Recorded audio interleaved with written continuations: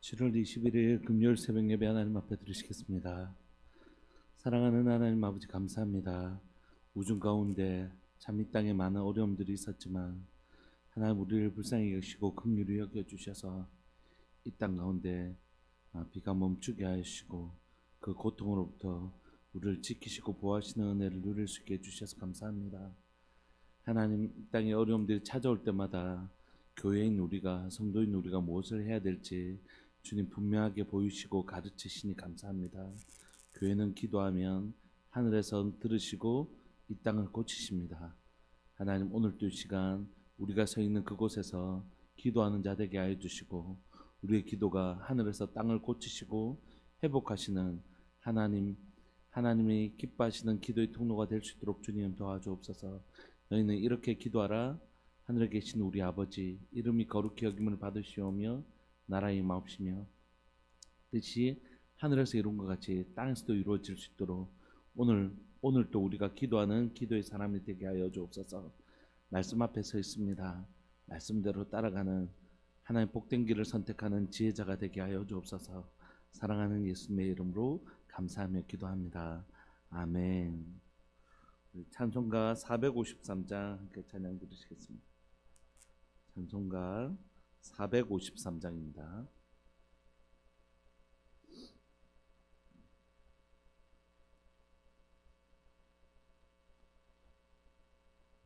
찬송가 453장. 예수도 알기 원하네 크고도 넓은 은혜와 대속해 주신 사랑을 간절히 알기 원하네. 내 평생의 소원 내 평생의 소원 대속해 주신 사랑을 간절히 알기 원하네. 성령이 스승되셔서 진리를 가르치시고 거룩한 뜻을 깨달아 예수를 알게 하소서. 내 평생의 소원 내 평생의 소원 대속해 주신 사랑을 간절히 알기 원하네. 성령의 감화 받아서 하나님 말씀 배우니 그 말씀 안절안절이 내 맘에 교훈되도다. 내 평생의 소원 내 평생의 소원 대속해 주신 사랑을 간절히 알기 원하네. 예수가 계신 보좌는 영광에 둘러있도다. 평화의 왕이 오시니 그 나라 왕성하도다. 내 평생의 소원 내 평생의 소원 대속해 주신 사랑을 간절히 알기 원하네. 아멘. 하나님의 말씀 사도행전 함께 살펴보시겠습니다. 사도행전 13장 13절부터 31절까지입니다. 사도행전 13장 13절부터 31절까지입니다.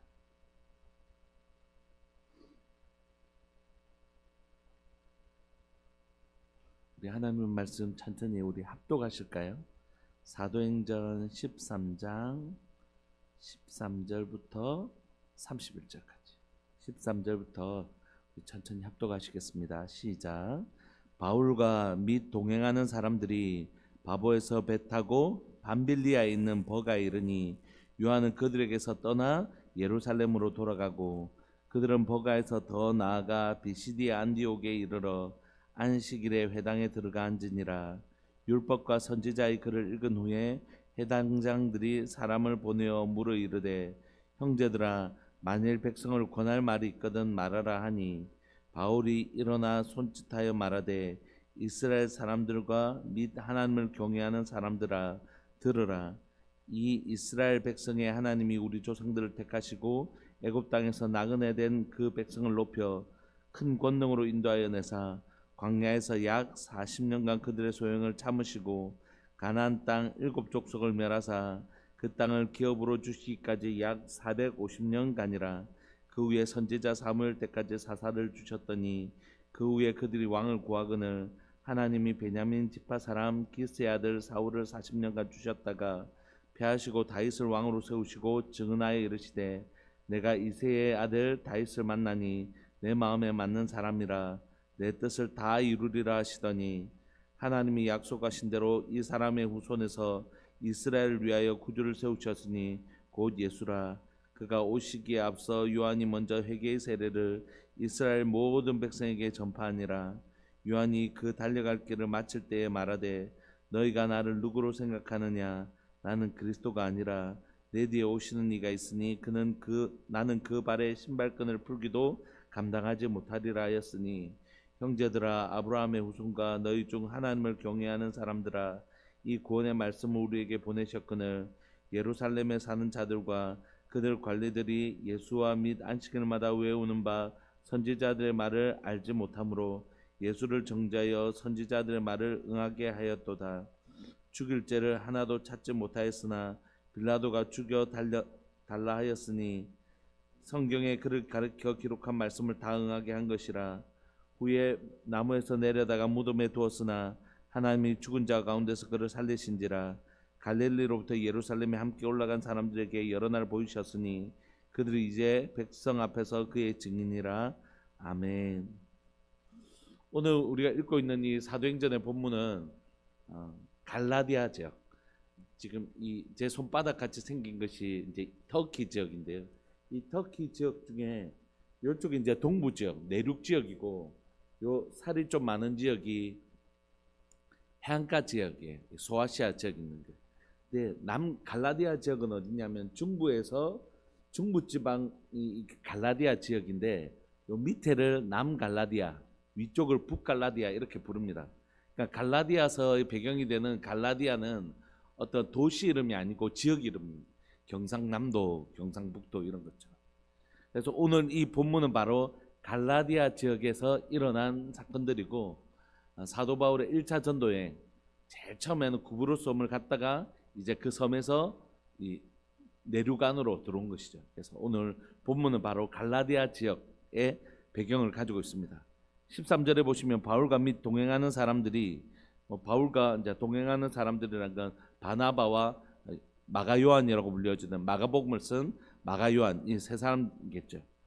바보에서 배 타고 밤빌리아에 있는 버가에 이제 도착하게 되었는데, 이때 마가 요한은 그들에게서 떠나 예루살렘으로 돌아갑니다.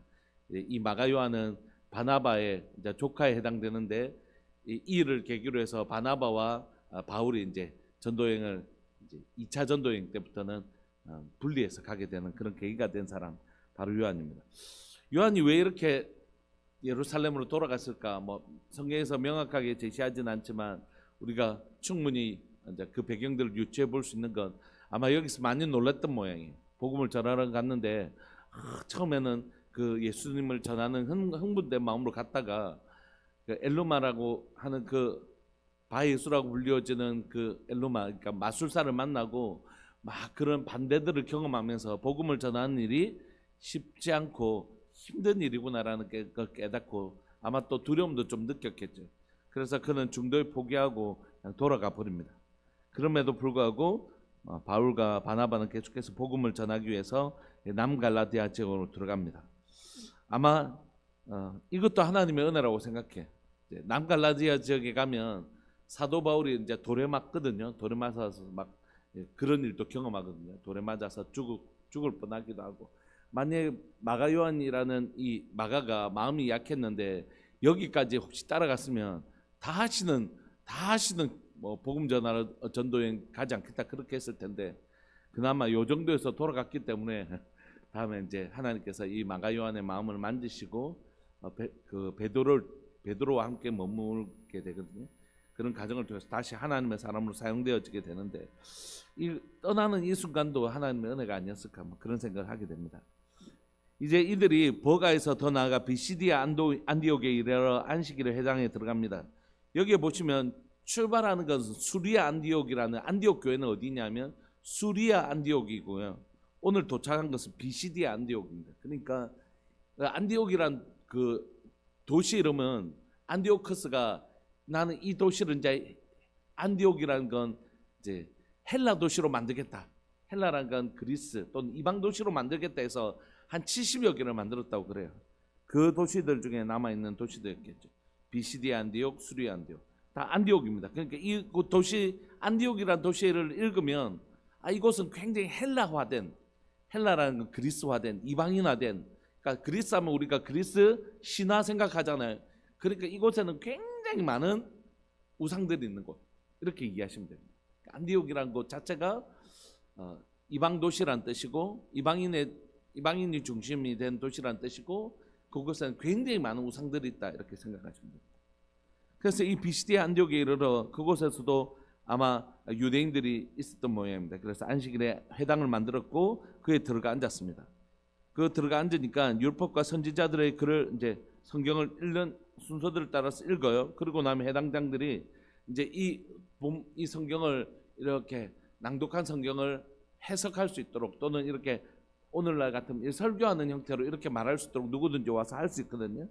그래서 해당장들이 사람을 보내어 물어 이르되 형제들아 만일 백성을 권할 만이 있거든 너희들도 와서 이 백성들에게 이 말씀을 읽었는데 하나님의 말씀을 너희들이 하나님의 말씀은 이런 것입니다라고 누구든지 할 수 있는데 너희들도 할 수 있으면 해라, 이렇게 이제 권했어요.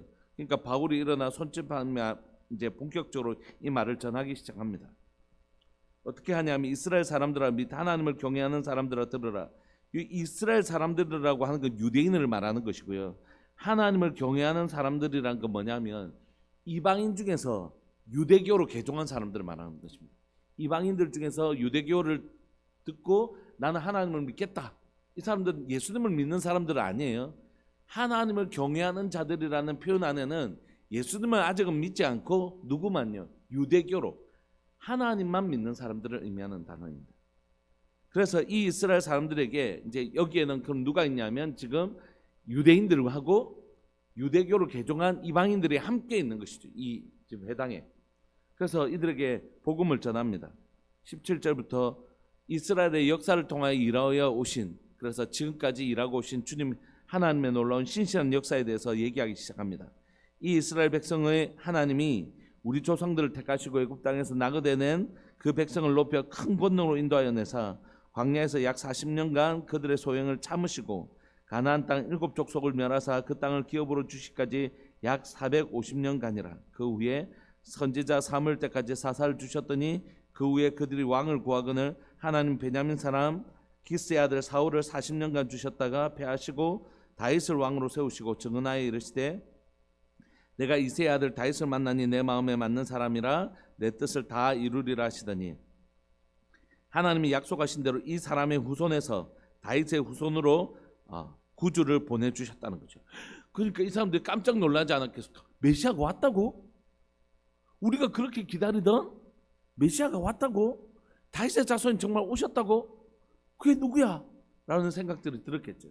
그래서 오늘 바울은 바로 그분이, 우리가 자신도 유대인이니까 우리가 그렇게 기다리던, 우리가 정말 그렇게 학수고대하던 다윗의 자손 메시아는 바로 예수님이라는 분이시다 할 때 이 예수님에 대해서 이 지역에 있는 사람들도 어느 정도 들었을 것이에요. 예수님이 십자가에 죽으신 거 부활하시고 복음이 전파되는 일들이 있었기 때문에 예수님을 알고 있었겠죠.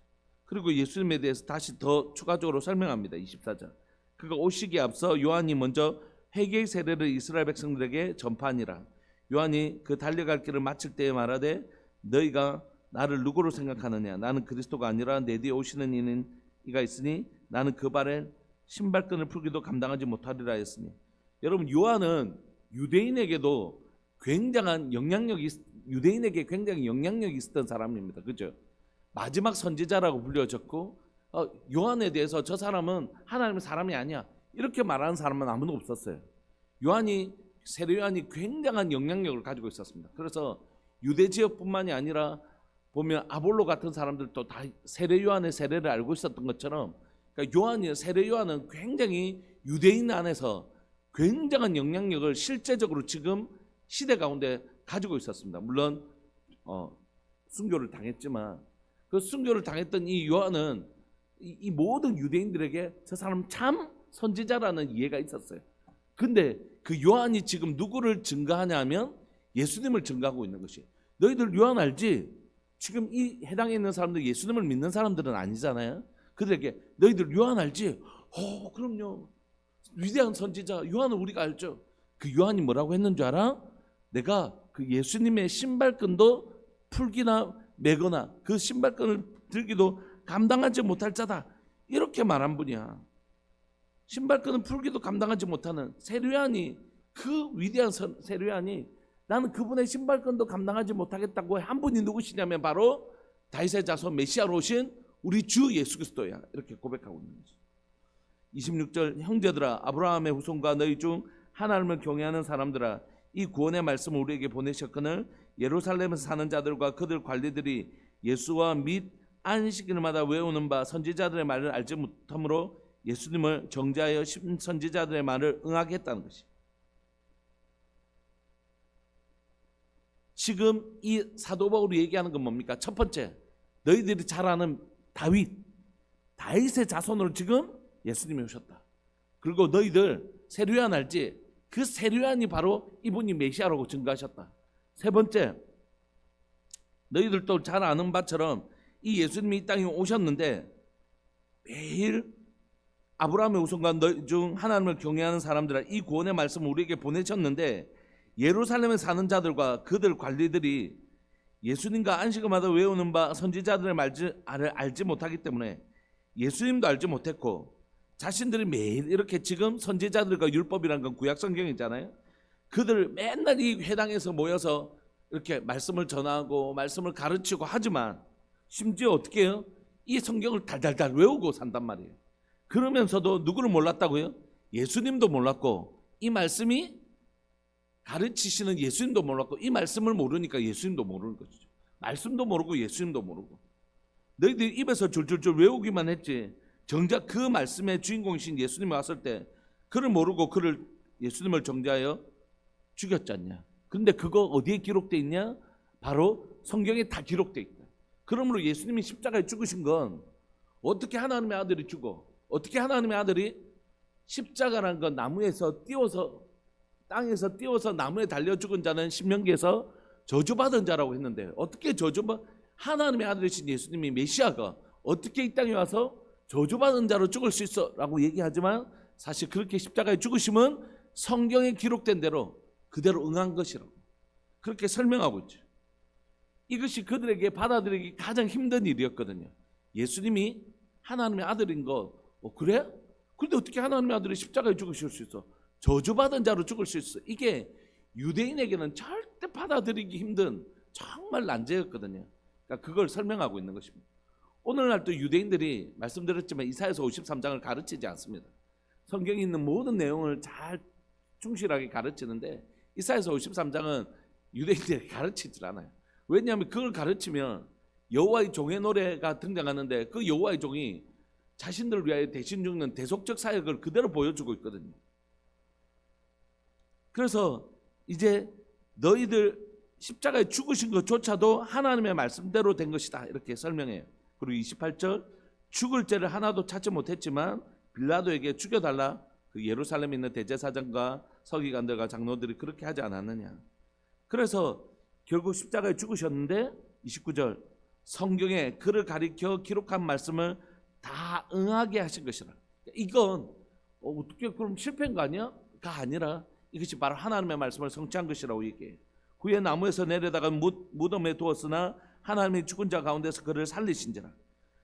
예수님이 십자가에 죽으신가 부활하심이 다 성경에 기록된 대로, 구약에 기록된 대로 응했다라고 얘기하고 있습니다. 그리고 31절, 갈릴리로부터 예루살렘에 함께 올라간 사람들에게 예수님의 부활을 여러 날 보이셨는데 그들이 이제 백성 앞에서 그의 증인이고 자신들도 뭐라고요? 그 증인이라고 얘기하고 있는 것입니다. 사랑하는 여러분, 오늘 본문을 보면 사도 바울이 이 남갈라디아에 전도 여행 와서 회당을 중심으로 해서 유대인들과 경건한 이방인들에게 하나님을 경외하는 경건한 이방인들에게 복음을 전하면서 그들의 무엇을 지적하고 있지? 그들이 하나님의 말씀을 몰랐던 사람들입니까? 아니요. 외우고 있었던 사람들이 하나님의 말씀을 졸졸졸졸졸졸 외우고, 그런데 외우고 있었던 그 말씀을 그들은 뭐하고 있었다고요? 알지 못했다는 거죠. 얼마나 이 유대인들로서는 이 말이 기분 나빴을까요? 얼마나 기분 나빴을까요? 우리가 하나님의 말씀 모른다고 우리는 태어나자마자 레위기를 가르치고 레위기를 암송하게 하고 모세오경을 암송하게 하고, 유대인들의 랍비들은 그냥 구약 전체를 그냥 줄줄줄 외우는 사람들인데 우리가 하나님의 말씀을 모른다고? 그래, 맞아. 너희들은 말씀을 줄줄줄 외우긴 했지만 그 말씀이 누구를 설명하는지 너희는 깨닫지 못하고 있어. 이렇게 얘기하고 있는 것이. 그러니까 너무 기분 나빴겠죠. 두 번째는 뭐냐면 그 예루살렘에 있는 사람들이 다 누굽니까? 대제사장 다 누굽니까? 이 유대인 중에 유대인들 아닙니까? 그러니까 우리 자신을 포함해서 우리 유대인들이 바로 그렇게 우리가 기다리던 그 메시아를 우리가 죽였다라고 얘기하는 것이. 그러니까 이걸 믿는 사람들 입장에서는, 사도 바울이나 바나바 같이 예수님을 이제 믿게 된 사람들 입장에서는 우리가 그런 죄를 지었다라고 회개하는 계기가 되지만, 예수님을 아직 믿지 못한 사람들에게는 뭐 우리가 하나님의 아들이신 메시아를 우리가 죽였다고? 이렇게 말하는 것이 얼마나 기분 나빴겠습니까? 하나님의 말씀을 외우지만 알지 못한다고 지적하고, 너희들이 바로 성경에 그렇게 기록된 예수님을 너희 손으로 죽였다라고. 그리고 그분이 십자가에 죽으셨지만, 성경대로 죽으셨지만 다시 부활하셨고 그 일에 우리 증인이라고 이 말을 할 때 유대인 중에서 받아들이는 사람들도 있었고 받아들이지 않는 사람들도 있었겠죠. 이방인 중에서도, 경건한 이방인 중에서도 이 말씀을 받아들이는 사람이 있고 받지 못하는 사람들이 있었겠죠. 여러분, 오늘날에도 이스라엘 가면 여전히 아직도 누구를 기다리는 사람들이 있을까요? 메시아를 기다리는 사람들이 있습니다. 가면 유대인들이 뭐 다 유대인들이지만 정통 유대인들이 있거든요. 아직도 가만 옷 입고 수염 자르지 않고 하나님 주신 덜 자르지 않고 이렇게 꽈갖고 테필라 붙이고 뭐 이렇게 끈 달고 이렇게 있는 사람들이 있어요.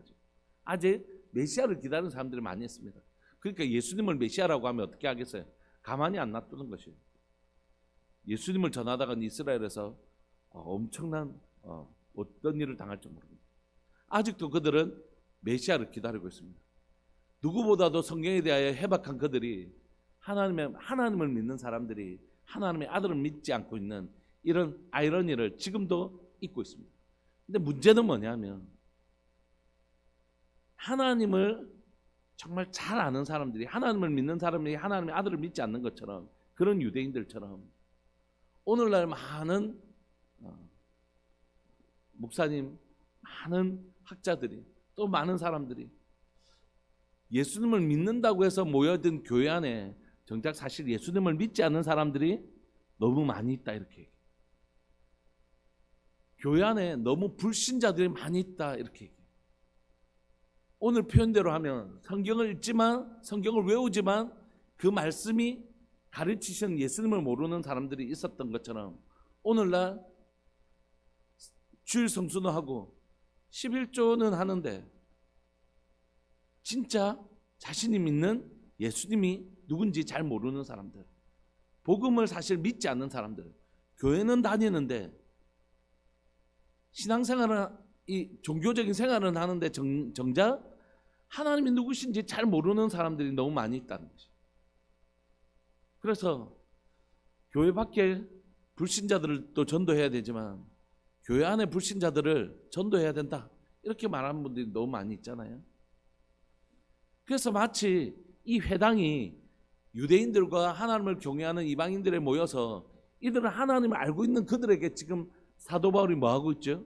전도하고 있는 것처럼 오늘날 교회 안에도 오랫동안 신앙생활하고 어떻게 보면 직분까지 달고 있지만 사실은 그 안에 복음에 대한 이해가 전혀 없고 복음에 대한 깨달음이 없으니까 복음대로 사는 일도 일어나지 아니하는, 사실 종교적인 모양만 가지고 있지 하나님을 향한, 정말 하나님을 사랑하고 하나님의 말씀대로 살려고 하고 주님이 기뻐하시는 일이 무엇인지, 정말 나를 위하여 생명 주신 그 주님을 위하여 내가 무엇을 할 수 있을까? 이렇게 고민하며 사는 삶은 일어나지 않는 것이.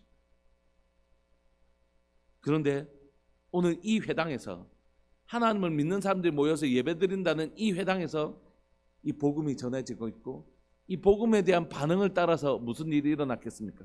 예수님을 믿는 사람들과 믿지 않는 사람들, 하나님을 참 자신들이 믿는 하나님을 진짜 알게 된 사람들과 그렇지 않는 사람들이 갈라지는 것이죠. 오늘 우리 안에 하나님을 알아야지, 내가 예수님을 알아야지 예수님을 증언하는 증인이 될 수 있잖아요. 오늘 우리 안에 사도 바울이 이 일에 대해서 가장 잘 아는 사람이었지 않습니까? 그는 구약에 대해서 정말 능통하다 못해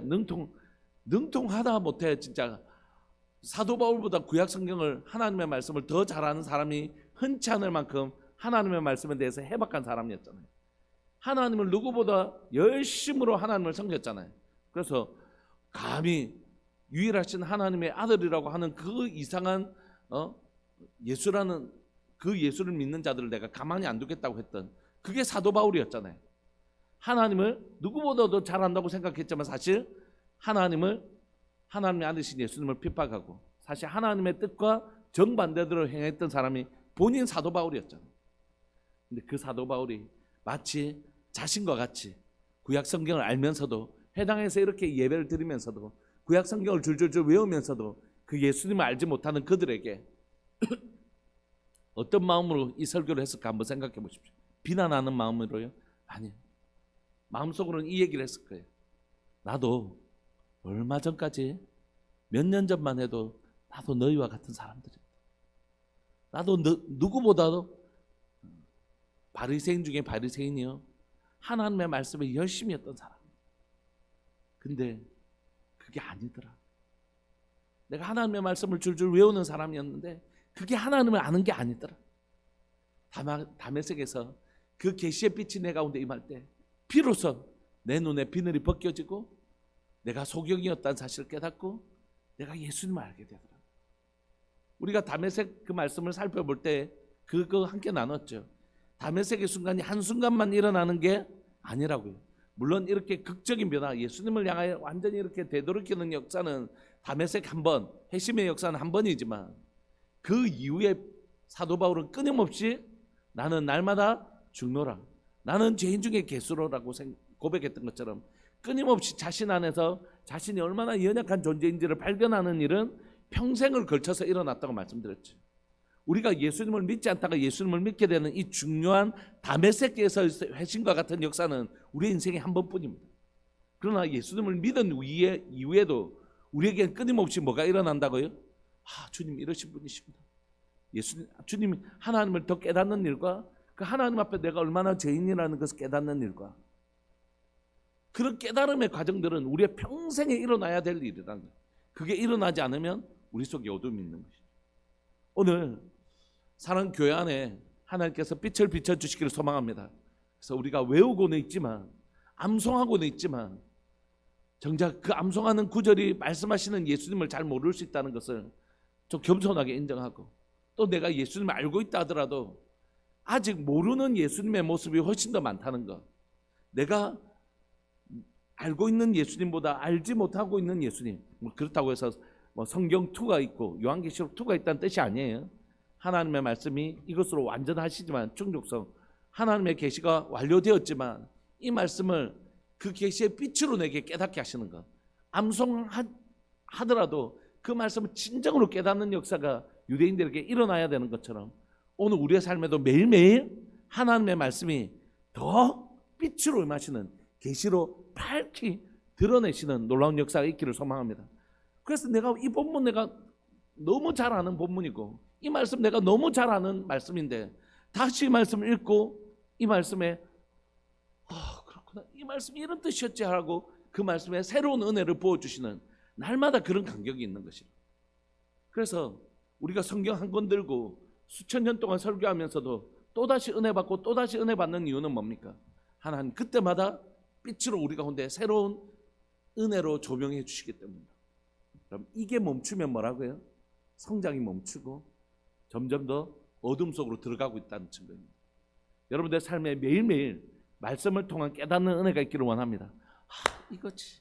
그렇군요, 주님.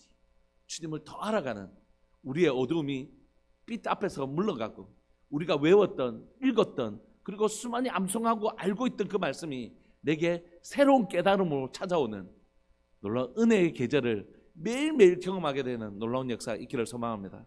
우리 시간 통성으로 한번 기도하실까요? 하나님의 저희 인생의 계절에 말씀으로 새롭게 비추시는 은혜가 매일매일 일어나게 하여 주옵소서. 이만하면 뭐 내가 30년 넘게 하나님의 말씀, 40년 넘게 하나님의 말씀을 들으면 이제 들을 만큼 들었지 않았을까? 이제 알 만큼 알지 않았을까? 더 이상 뭐 내가 뭐 새롭게 내가 막 이거구나 뭐 이렇게 뭐 되겠나? 아니요. 하나님의 말씀은 우리를 날마다 새롭게 하십니다. 그 놀라운 은혜가 오늘 이 아침에도 우리에게 찾아오게 해달라고. 오늘 이 아침에도 내 심령에 그렇지 하나님의 은혜는 이런 것이죠 라고 하는 놀라운 하나님의 계시의 역사, 우리를 은혜로 데려가시는 그 은혜의 역사, 하나님 우리가 오늘 이 아침에도 경험하게 해주십시오. 주님의 이름을 크게 부르시면서 우리 기도하면서 나갑시다. 기도하시겠습니다. 주여, 살아계신 하나님 아버지, 역사하시는 하나님 감사합니다. 오늘 이 새벽에 하나님 사도 바울의 하나님이여 갈라디아 지역에 복음을 전하고 있는 1차 전도 여행을 살펴볼 수 있게 해주셔서 감사합니다. 그들은 이미 하나님 회당에 모여있는 그들은 누구보다 하나님의 말씀에 열심인 사람이었고 하나님의 말씀을 심지어 암송하고 외우고 있었던 사람들이었지만 정작 그 말씀이 가르치시는 예수님을 몰랐고, 하나님 그렇게 유대인들은 예수님을 하나님의 아들을 메시아를 학수고대하고 있었지만 그들의 손으로 메시아를 죽이는 하나님이여 정말로 하나님이여 불행한 연약함을 보이고 있습니다. 살아계신 하나님 아버지, 유대인들이 그랬던 것처럼 우리도 하나님, 우리가 외우고 있는 하나님의 말씀, 구약이든 신약이든 우리가 날마다 묵상하고 또 성경을 통독하고 암송하고 있는 이 구절에 대하여 정작 그 말씀의 참맛을 모르고 있을 수 있음을 주님 인정하고 고백합니다. 하나님, 목회자인 저에게 하나님 말씀을 연구할 때마다 말씀의 더 깊은 샘을 파괴하여 주시고, 하나님의 말씀이 이렇게 신묘막촉하시고 이 하나님의 말씀이 이렇게 깊고 오묘하시구나 라는 말씀을 깨닫는 놀라운 역사가 하나님 제 인생 가운데 마르지 아니한 은혜로 하나님의 제 평생에 하나님의 저에게 말씀의 은혜로 저를 찾아와 주시기를 소망하고, 하나님의 말씀을 전하고 하나님의 설교를 행할 때마다 우리 성도들과 함께 우리 주님의 말씀의 그 깊고 오묘하신과 하나님의 그 말씀의 정말로 참된 은혜를 날마다 경험하며 기뻐하며 행복해하는 은혜 계절을 빼앗기지 아니하는 자 될 수 있도록 주님 도와주옵소서. 오늘도 이 아침에 이 말씀과 또 말씀을 묵상할 때마다 하나님이여 정말로 은혜의 시간들, 하나님의 말씀의 그 진한 맛을 참 느끼는, 하나님의 말씀의 참맛을 느끼는 하나님의 그런 복된 아침, 복된 날 될 수 있도록 주님 도와주옵소서. 이 시간 하나님 여기 있는 우리 모두에게 우리의 눈이 열리는, 다시 한 번 더 우리의 눈이 더 선명하게 열리고 우리의 영적 지력이 더 밝아져서 하나님 우리의 눈이 밝아지는 놀라운 역사가 이곳에 있는 모든 분들이 저를 포함해서 우리 모두에게 일어날 수 있도록 주님 도와주옵소서. 감사합니다. 주님 영광 받아 주옵소서. 사랑하는 예수님의 이름으로 감사하며 기도합니다. 아멘. 김한숙 집사님 가정, 송상렬 하옥분 집사님 가정 하나님 앞에 귀한 1,000번째 예물 드리셨습니다. 고마우신 하나님 아버지, 사랑하는 두 가정 가운데 하나님 말씀이 더 선명하게, 더 빛이, 하나님의 말씀의 빛이 더 선명하고 더 강렬하게 비추는 역사 있게 하여 주십시오. 그래서 사랑하는 가정에서 하나님 말씀 읽을 때, 또 묵상할 때, 또 암송할 때, 그때마다 하나님의 말씀이 더 선명하게 이해되어지고 하나님의 말씀이 주신 더 깊은 은혜로 들어가는 복된 역사가 사랑하는 가정 가운데 일어나게 하여 주시고, 여기에 예배를 드리는 우리 모두에게도 주님 일어나게 하여 주십시오. 영상을 통하여 예배를 드리는 식구들이 있습니다. 우리 교회 식구들도 있고 하나님의 권속들이 있습니다. 그분들에게도 말씀을 읽을 때마다, 말씀을 대할 때마다 하나님 날마다 새롭게 주시는 그 은혜에 사로잡히는 은혜가 모든 영상을 통해서 예배를 드리는 모든 분들에게도 일어나게 하여 주십시오. 주님 감사합니다. 오늘 아침에도 베푸실 그 은혜로 인하여 감사합니다. 주님 영광 받아 주옵소서. 사랑하는 예수님의 이름으로 감사하며 기도합니다. 아멘.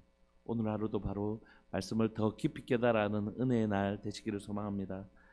여러분들 기도하실 때에 중고등부 수련회가 진행되고 있고 오늘부터 유초등부 수련회가 시작됩니다. 그리고 주일에는 계속해서 유치부 수련회가 있는데 같이 기도해 주셨으면 정말 좋겠습니다. 기도하시겠습니다.